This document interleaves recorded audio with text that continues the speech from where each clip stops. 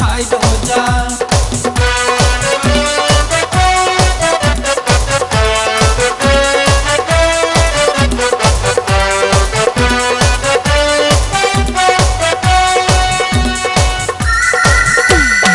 ऊपर मकान एकर नीचे वो मकान बा, चीज नंबर 1 वाला बीच में दुकान बा।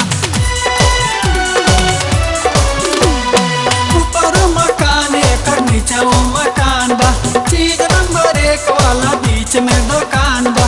कहबो त खोल के देखा दी, चितरा दी, भजन बिगड़ल सामान बा।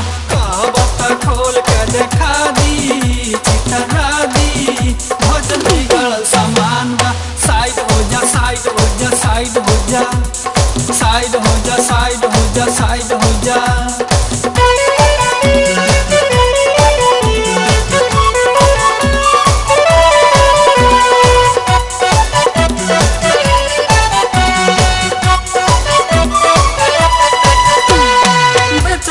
घर में दार चुआ के लगता कि रोही तबाही मचा के।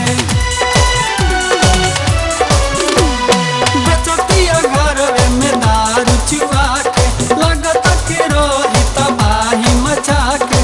कहब त 2 गुण चटा दी, सनका दी, एकरे दारू के दुकान बा।